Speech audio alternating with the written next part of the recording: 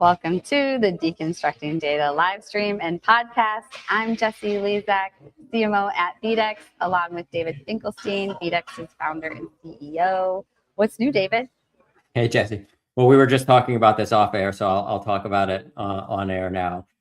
So I got creative with Claude today, and I asked it to give me an idea for a video to post, and that was relevant in the ad tech space. And it came up with this crazy idea of this horror trailer with somebody walking through a graveyard, and the tombstones read I'm not going to read it. So it says, the first tombstone says, "Here lies a third-party cookie, gone but not forgotten." The next gravestone says, "Deprecated made, cause of death, Apple ATT." And then the third one says, "Anonymous email hash, never matched to a real human." And then it goes back and I guess a dramatic voice says, "Every campaign deserves better than this." It was a pretty funny video, so I posted it. Actually what I did is I had Claude created the video idea, and then I put it all into Grok and Grok Imagine or whatever they call it, and it made a video. So it's pretty funny. So. Claude is like the latest magician. I love it, and it's a little bit creepy. So everyone should go check it out on David's page. Yeah. Unlike the normal stuff that comes out on David's page. Yeah. But today we get to have another great episode of Deconstructing Data. I can't believe we're on 194 episodes. It's crazy to see. Right. We're almost 6 weeks, so we get 200 episodes. So we are excited to welcome on Dominic Bonaker, founder and CEO of Lunar. Welcome to the show, Dominic. Hey, thank you for having me, guys.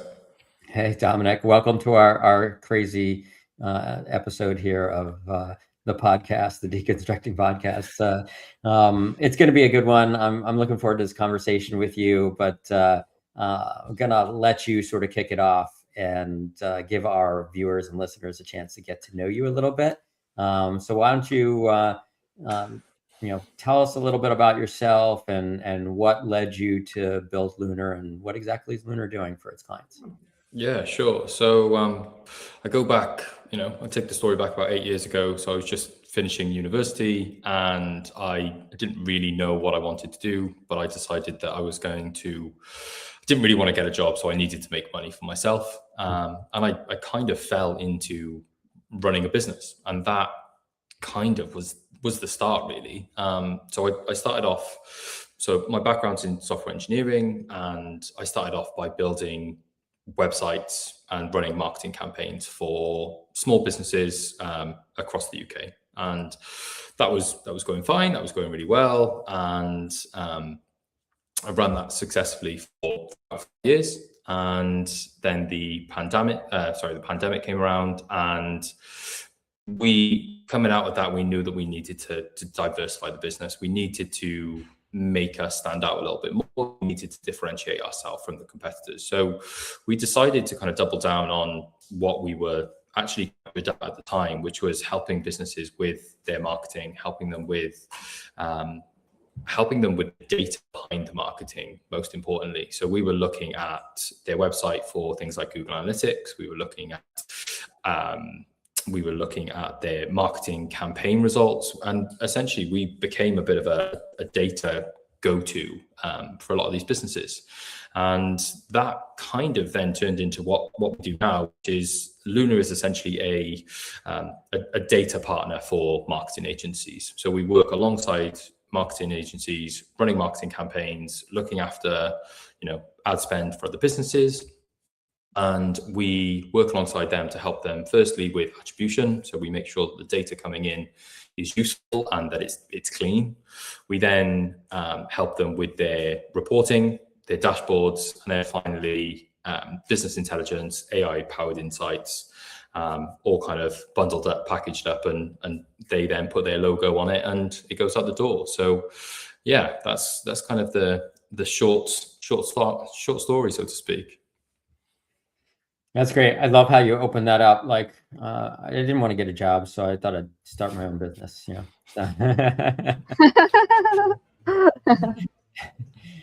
it's great. No, it's a great journey, and it's great to see your success for sure. And So let's jump into the first topic and dig a little deeper into what we have upcoming here. So the first topic, we have data attribution and understanding what drives results. We talk a lot about attribution on the show, and it's challenges. There's a lot of challenges because everybody wants to report that they were that the conversion was as a result of their campaign, whether it's Meta or Google Ads or whatever it is. So attribution is always a challenge, and trying to figure out exactly where the conversion came from. So talk to us about that. What's your take on that? Yeah, I think for me, the way in which attribution is done these days is massively outdated. And I think the problem with attribution right now is everyone is looking at last click attribution. If you go to Google, you're running Google ads, the last click is the one that gets the credit. If you go to Meta ads, last click is the one that gets the credit. And it's the reason that they do that is because it incentivizes you to spend more money on the platform, because it looks like those are the ones that are driving results. And whilst there is a conversation for last touch, there's so many other attribution models that just aren't spoken about. So you've got first touch. Again, I'm not a massive fan of that, but at least you can start to then track with things that are a little bit earlier on in the funnel, more kind of brand activation, more brand awareness campaigns, which, still makes up a huge percentage of marketing spend for a lot of businesses, and also makes up a big portion of a lot of people's kind of marketing funnel. That different businesses do differently. One of the most common case studies that I always draw on is New Balance, the clothing sports brand. Previous CEO was doing 70% direct response performance marketing, 30% brand, and their numbers just continued to kind of drop down further and further. New CEO came in, flipped it, and in kind of period, he went from 30% brand activation. He went from 30% brand to 70% brand, and then 30% kind of direct response. We basically flipped the model completely 180. And now New Balance is basically everywhere. It's a really, really popular brand, and more people are kind of wearing it. So there's more attribution models that need to be spoken about. One that I particularly like, and one that we're doing a lot with a minute, with a platform that we've built in-house, which maybe I'll have some time to talk about later on. But we're doing a lot around what's called scientific attribution. So we're looking across the entire conversions in journey that a customer goes through, and then we're ranking those individual touch points based on the importance that we deem those touch points. And we have access to data, we have access to user behavior, we have access to user journeys. So why are we not using this to better score how people are actually buying product and converting online? Yeah, I love that. I totally hear that. Yeah, that makes a lot of sense. Yep. Go ahead, Jesse. Totally. Thank you. Sorry. And I think we have a little bit of a delay, and it's my fault because I'm not in my original setting, but you said scientific attribution. And it's just one of those things that I think people underestimate until credibility is really on the line. I'm surprised by it. I feel like it is, I don't know, obviously it says the word scientific and it's just a little more academic, but really it's just because it's trusted, it's tested, and it's built on. So I don't know. I don't think we've ever really talked about scientific attribution on this show before, but I don't know. What else would you say about it to anyone who may be new to it, Dominic? I think scientific attribution is important, but it only benefits really when you've got data available. And as I said, there is data everywhere, so you can get it. The problem is a lot of businesses don't actually build data as part of their foundational part of business. Essentially, they just rely on the platforms that already exist, and rightfully so. They're businesses, they've got other priorities, they've got bills to pay, and they've got employees, and and all of these things. But if you are making important decisions, data should fundamentally be a part of those decisions. Otherwise, you're just doing it on gut feel. I put a poll out on LinkedIn a couple of weeks ago, and it was, if you had to cut your marketing budget by 50%, how would you decide on what to cut? I'm paraphrasing. And a large proportion of that said previous experience or gut feeling.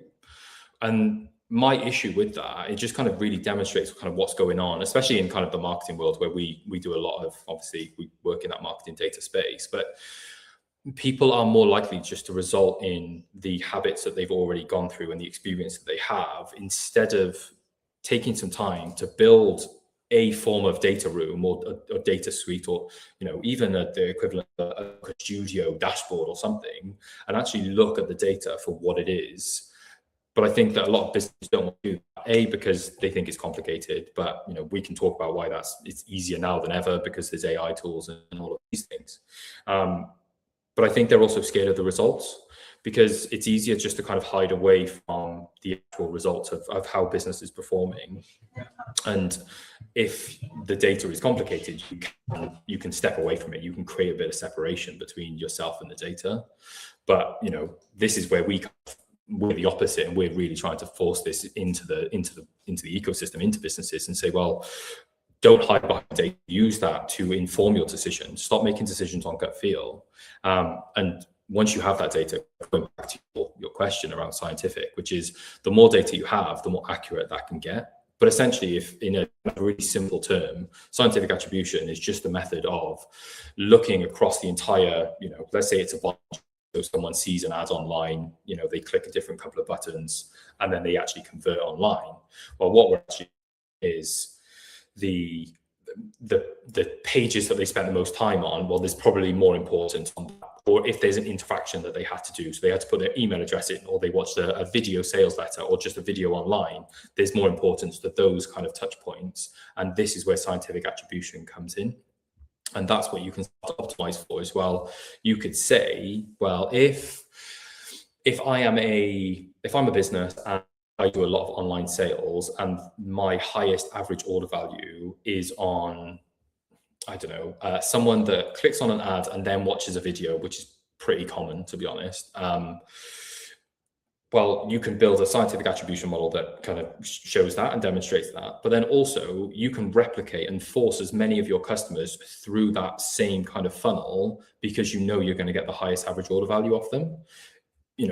It could just be a simple thing of just adding a 2-minute video in the middle, but because the importance of it, and that's where obviously scientific comes in, that's what makes building out kind of sales funnels, sales motions, and things like that super, super powerful when you then combine it with something like scientific attribution. That's a great point. I mean, understanding the funnel that a customer came through is so important. It's at such a differentiator, what you just described there, because understanding that funnel enables you to your point, spend more, on the media that was driving that funnel versus any other touch points that you may have had. And understanding, which of those funnels are driving the best customers, or the customer, the highest LTV, whatever it is. Great point for sure. Mm-hmm. I think it's a great topic. Marketers love talking about attribution. I know I love talking about attribution. But yeah, I think, specifically most marketers think of like HubSpot, Google Analytics, type of touch point, and who got the credit, like first touch, last touch, maybe multi-touch if you're being really fancy, but it's still directional. So I don't know, the scientific attribution is different in that I feel like it's asking what happened before the conversion to some extent, and it's asking what actually caused the conversion a little bit more than what just like typically got the credit. But I don't know, I could talk attribution all day, and I have different takes on it. But what's your take on that, Dominic? Yeah, no, I think you're so right. I think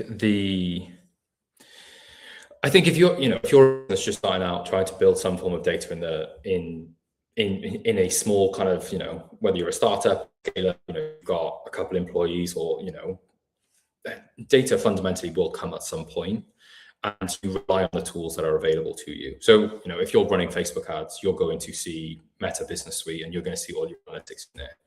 That's fine, okay, and that's.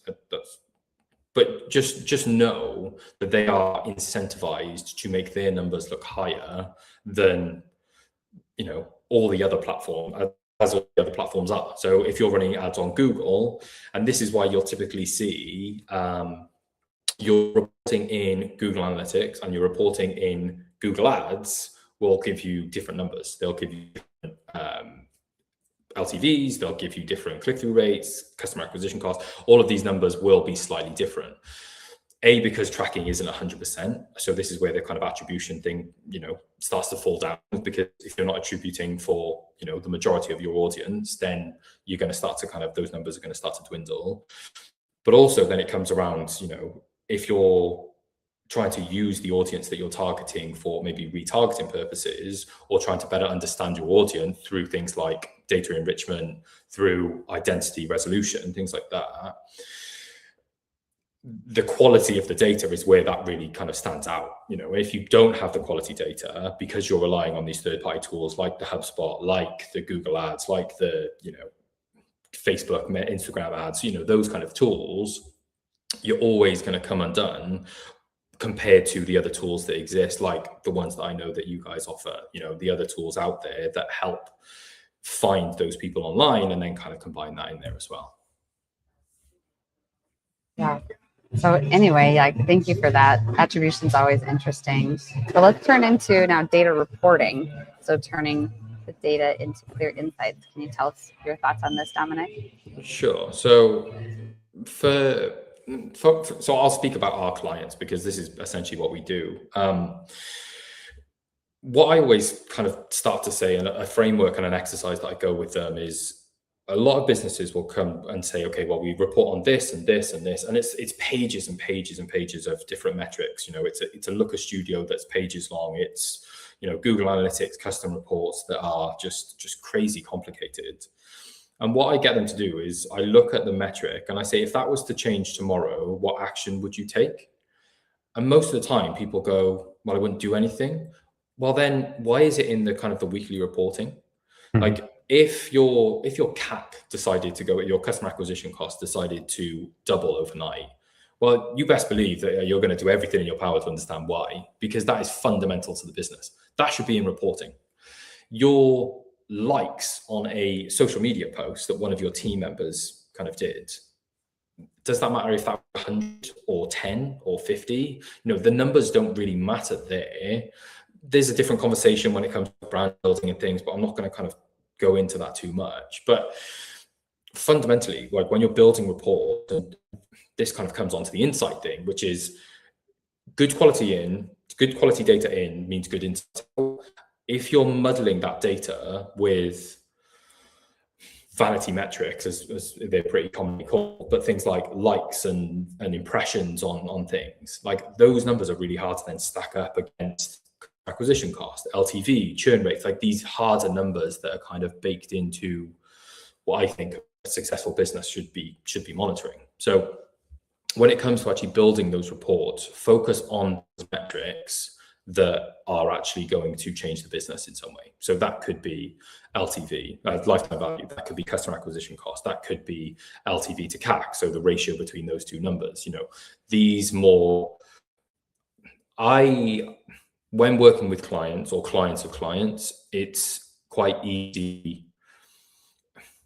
People like to see the numbers, and people like to see the kind of the financial figures behind a lot of stuff, which means that if we can show,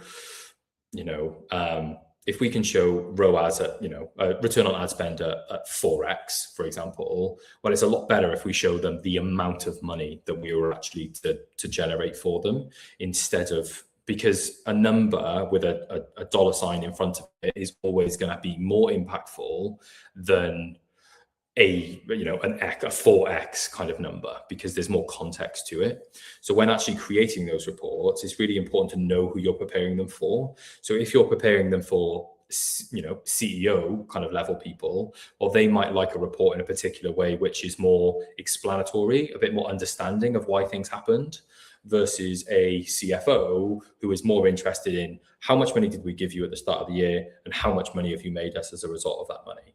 And that's where the conversation of putting that dollar sign in front of everything is super important. 100%. It's funny you brought up CFO. You brought up two things I thought were really important: CAC to LTV ratio, not just looking at them independently, and then CFOs. They're always the best, but always so challenging for marketers to help them see the numbers like really as they are. Yeah, absolutely. That's one of the biggest challenges, I think, in between marketing and finance, is being able to justify the numbers and present them in a way that you're talking about two different types of minds, marketers and financial people, and so it's important to sort of bridge the gap between the two in your reporting. Sure. And I think that, there's a conversation to personalize these reports, because, you're preparing these reports for a reason. That could be a report that is for, next year's budget sign off. Well, you want to make sure that that is going in front of the CFO, that is just give them, if they only had, 3 minutes to look at this thing, well, start with those most important metrics, the ones that are going to get them excited and go, well, actually, we gave you $100,000 last year and you turned that into $500,000. Okay, great. There's real numbers behind that. There's real tangible things. Or I could phrase it as, we did a 5x return on ad spend. Like, what's more impactful to a CFO when they're talking about numbers day in and day out? What's more impactful to a CEO when you're talking real numbers? The ROAS and the things like that, they're great, but this is where tailoring reporting really works. Is, if you're doing reporting which is a bit more public, well, then you might want to use numbers that are percentages and 5x's, because you don't want to give certain information away, which I understand. If it's internal documents, that information should be available anyway. Best case scenario, it's in a data center that is accessible for different levels of people, or a data room, or whatever you kind of call it. That data is kind of live and there's dashboards kind of going all the time.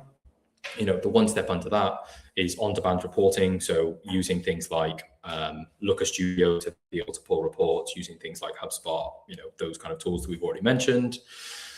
The lowest kind of list of things is kind of reporting when it is asked of you, kind of thing, because then you're just constantly scrambling for reporting, essentially. Yeah, we have this question here. Oops, let's pull it up. Mm-hmm.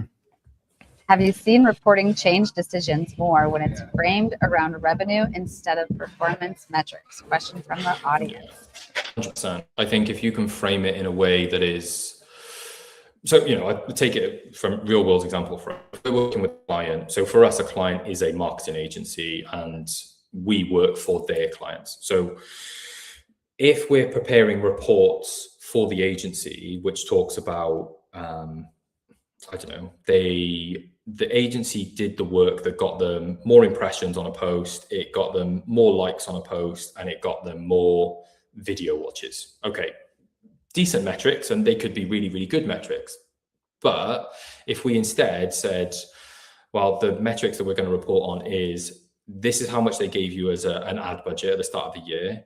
And as a result, because we've attributed that data correctly, because we've set up a UTM link or, a UTM tracking or whatever we decided to use there, we know that that is directly driven revenue to the business of X amount of money, put whatever number in there that you want. That is a lot more of an easier conversation when it comes to renewing budget for that agency than, oh, okay, well, we do, your video got 100,000, impressions or whatever. It's really, make your life easier by talking about the kind of the hard facts, the real numbers, I given you X, what do I get back in Y? I think this has kind of been forced into me as as from an agency perspective, but agencies are getting really, really hit right now. I think ad budgets are being cut, they're being reduced. I think people are trying to leverage AI more, and rightfully so, they should be. So you've really got to fight for those ad budgets. You've got to fight for that marketing spend, and whether you're in-house, so whether you're an agency, like I've just given you the example, or if you're in-house and you're trying to justify your next year budget, you've got to show these kind of real numbers, because otherwise that budget's going to be taken off you and it's going to be reallocated into something else, and you're going to again have to do more with less. Yeah, absolutely. Yep. So here's the challenge. You're CMO, you're whatever, you're head of marketing, you're out there, and you're following your instructions. The reports come out, you're building the reports, and the numbers don't look as good as you want them to look. Like, what, help, because not everybody that's listening is in, has a hockey stick, growth. And so let's talk about like what people should be looking at a lot closer at their reporting, if they're not achieving the growth that they're trying to achieve. I think the sooner you can start reporting, the better. So, and the reason I say that is that it gives you run rate. So if you're not seeing change, what I would say is don't wait until month 11, then start pulling reports together, because at that point, regardless of what results that you've made, they could be good or they could be bad, but you're really leaving that up to fate. So, as soon as you can, start reporting on this stuff. But if the results aren't going your way, the benefit of having these reports is that you can start to experiment with different things. And I think experimentation in marketing is massively, massively under implemented. I don't think there's enough experimentation going on in marketing, full stop. I think we need to see more of it. I think everyone's playing it very, very safe, and there's less chance of kind of swinging for the fences, kind of to give an analogy. But what I do think is, if you're measuring these things, what you can do is you can look at previous years, you can look at previous campaigns, you can use that data, and this is where the reporting really comes in, is you can see previous data. And an exercise, again, that we'll get to do with, so I do a bit of marketing consultancy on the side. One of the things that we'll get the clients to do, or the people I work with, is what's called like a common factor analysis. So out of your 100 campaigns that you ran, which one were the top 20%? Okay, and those top 20%, what did they have in common? What are the common factors between them? That's where you can start to pull out some of these really key things and make sure that that is part of your new campaigns, your new messaging, your new marketing, before it gets to that point of, okay, the results aren't looking as good. What I will say is, if it does get to that point, well, then you need to be more creative with how you are reporting on these things. And by no means am I saying that you need to kind of hide results, because I think that's only going to make things worse. But what you want to do is you want to have the metrics that, as I said, that are closest to that kind of that align the most with the goals and the objectives of the business. And even if they are worse, I would prefer those numbers to go in than vanity metrics to kind of bolster up these reporting. Because fundamentally, even if those numbers are down from last year, it still gives you a bit of a line in the sand to say, okay, well, this is where we know that we're at, versus, okay, we're just reporting on vanity, which that can go up and down in a 24-hour period. It doesn't really do anything for your business. Even if numbers are down, well, okay, well, next year we still need to go above that line, because you wouldn't know what direction to kind of move into. Yeah, it's good. It's good insight. And I think that now more than ever, like, it's easier to analyze data than it ever has been because of AI, which I think brings us into our next topic, AI-powered insights. I think that's something that that is definitely making everybody's lives a little easier when it comes to data analysis. It kind of makes it so that anybody can analyze data now, which is crazy. But love to get your insight on this. Sure. So we heavily use AI throughout the business, not just in the insights, but kind of across the entire thing. And my personal feel is that more businesses need to be adopting AI and using it as part of their business. But now that we've kind of assumed that more people are using it, what you want to do is still keep what's called human in the loop. Still human to kind of check these things. So what we do as part of our reporting, we're open about this, is it says prepared by AI, reviewed by a real human. And our clients really like that, is because we're being honest, the fact that we've run these reports through AI, it would have spotted things that, you know, a data scientist may not have potentially, especially if they're working on multiple campaigns. But it also shows that we're doing the due diligence and we are checking these things over. And we do check these things. You know, we're not writing these things because that would have taken us hours and hours, whereas a report before would have taken us 2 hours. It can now take us 20 minutes because it's proofreading instead of actually writing the content. So I think there's definitely a conversation to be had around kind of implementing more AI into reporting. But there's still got to be, for right now, AI is getting better every day. So who knows if I'll still be right on, you know, on this topic in, you know, 6 months' time, who knows?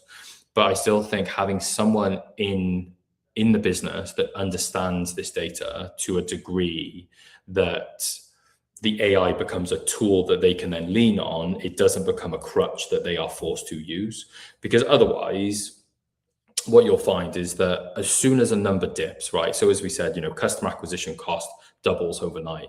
Well, you can chuck that into, you know, any LLM kind of model that you decide to use, but it's going to give you 10, 15 different reasons. The benefit of having someone that's in the business and that understands it, or even if that's kind of outsourcing to a company or an agency, is they've got the experience of how these things actually go down. They understand what changes in that space, in the market, in the industry, in that particular business, so that they know that, okay, this number has changed, and it's more likely because we changed the offer on the front end of this website, and that's the reason that customer acquisition cost. Okay, cool. Let's run again, talking about experimentation. Let's A/B test this, and let's make sure that this campaign is firing the right way. And, you know, let's change one of the offers back and leave one as the same. Okay, cool. And then we can kind of track customer acquisition cost. You know, an AI model is going to find it really hard to, you know, reverse engineer what has happened, unless it is, you know, plugged into the business 24/7, which some of these models can do and some of these businesses can do. But it's going to be, you know, you start talking about having employees as well, kind of working for the business. Well, not all of their thinking, not all of their decisions are going to go through these kind of LLMs. So one of their decisions that they make could be missed by these kind of AI tools, which then means that you're making decisions on incomplete data. This kind of goes right back to kind of what we were saying very, very early on, which is, you know, incomplete data, using incomplete data is just, it's better than nothing, but it's kind of next to pointless, because what you're saying is that your decision on 50% kind of brain power, 50% knowledge. Like at that point, again, it's just you making up the other 50% with gut feel, and you know it doesn't really, it's not gonna inform that decision. And we're in an age now where data is so accessible, attribution and tracking is so it's there. You know, we can get our hands on it. There's tools that exist. So use those to help with what we're doing. Then we can kind of take all of that more complete data set, pass that into the AI models, and then use that to actually inform the decisions kind of moving forward. Yeah, there's something you said that totally resonated with me, was that it's so important. Like you're doing all of this, you know, analysis, and you're analyzing your whatever it is, your conversions, your sales, your campaigns. But it's so important to understand that at the same time, you need to include in that analysis anything that changes, right? You made a change to a campaign, you moved something or changed something on your website, on our landing page, or whatever it is, because those changes that somebody on your team is making could very well be affecting, right, the you know, the outcome. Like all of a sudden, one of those changes could make things better, right? It could improve performance, it could improve conversion, or it might do the reverse. And if you're not tracking those changes that were made at the same time as all of the sort of everything else that you're tracking, then you won't necessarily know that change is something that affected the outcome. And so you're analyzing all this data about the conversions and the tracking and the traffic and clicks and impressions and all this other stuff. But if you're not including in that the data set that says, okay, this was changed on our website, you know, you having sort of a log, we changed this campaign, we changed this creative, we, you know, made a change to the website. then you're gonna really lose track of what is affecting the outcomes. Absolutely. I think kind of going back to what I was saying around the experimentation, you should only really be testing one thing at one time, because the problem is if you test multiple things, you don't know what is actually the contributing factor to whether a number changed. So, and I when I say kind of experimentation, I don't mean changing the word "the" to an A or something, like small copy changes like that. I'm, experiment with them and that's fine. But when you're, especially in kind of, again, going back to this kind of marketing world, like an A/B test could be like a whole other kind of hook on an ad, right? Let's use a completely different opener to this video and let's see and that's an experiment. And they're kind of the ratio that I look at when, again, advising on businesses, which is 70% of the same. So do 70% of your stuff that to be working, do that over it. 70% of your budget goes on the same stuff. Take 20% and then do it adjacent to that stuff. So that could be slightly different creative, but it's still the same fundamental message. It's a different hook, but fundamentally it's the same body copy. Change a button on a landing page to say a different word. It's still similar, but it's adjacent. So take 20% of the budget, put it on that. 10%, that is completely crazy, wild ideas that you hope that they fail because you can kind of get it out of your brain and you don't have to worry about it ever again. But having almost like an experimentation budget, a trying budget, just allows you to kind of try these things, and you never know, that 10% might actually give you the entire budget back because you just found something that really, really resonated with the audience. And then that's where you can look at that, do the common factor analysis that we mentioned earlier, look at why that ad or creative or data set worked really well, and then roll that out across your other campaigns that you're also doing. Yeah, excellent point. Definitely, really is. I think we've pretty much made it through all three topics, except tech stack, our fourth topic. So we've got to know, what are some of your favorite tools in your tech stack? Sure. So I got to give a shout out to Google Docs or Google Sheets, I should say. If I'm doing some super basic stuff and I just need some quick answers on, so I'm a big fan of a spreadsheet, and I will die on that hill if I just need something that's super simple. And then again, so I'm going to talk from it quite a marketing perspective, because I use a lot of kind of marketing tools, especially around kind of marketing data. But you've got things like Clay. Clay is a really good tool for data enrichment. You can kind of pull in different data sources. I really like that as a tool. You've got tools like Lemlist, which is a really good kind of marketing automation tool, but again, allows you to use AI to enrich data.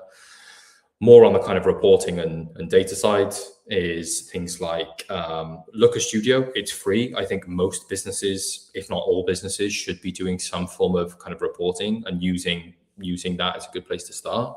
Using things like some form of like heat tracking. So again, talking from a website perspective, I would go things like Microsoft Clarity. That's free to use. Again, check the laws and data laws in your jurisdiction, but there's other alternatives called Hotjar. You've got Google Analytics and Google Tag Manager. They're really powerful tools to actually track what's going on. They're not always 100% accurate, so I wouldn't base your kind of too much reporting on those tools. But again, they're good starting places. And then you can combine that with like a good CRM, HubSpot, Salesforce, that kind of thing. Awesome. Yeah. No. Yeah, that was some great shares and some things that we've heard before, and a couple of new ones too. So I appreciate it. Well, in closing, Dominic, would you like to let listeners know how they could reach you after the show? Sure. Yeah, I'm on LinkedIn. Like that's where I hang out. That's where I communicate with people. I post very irregularly, so keep an eye out for that.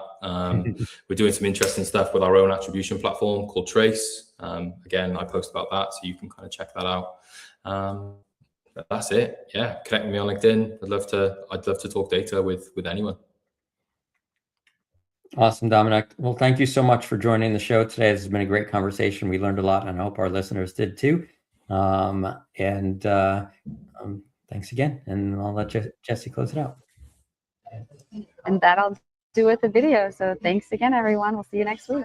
So audience members, we want to invite you to get powered by BDEX. Build authentic connections with your audience and drive unprecedented engagement. So just imagine harnessing the power of AI to craft your audiences that truly resonate with your brand, ensuring that your marketing is hitting the mark every time. We want to bring you closer to those marketing goals, and we're eager to guide you. So just visit bdex.com. You can click on the Talk to an Expert button and get powered by BDEX.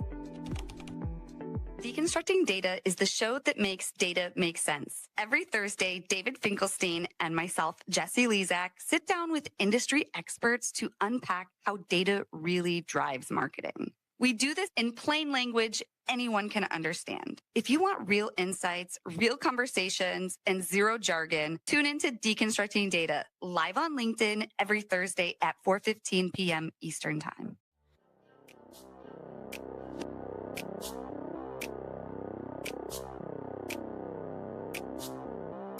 Yo.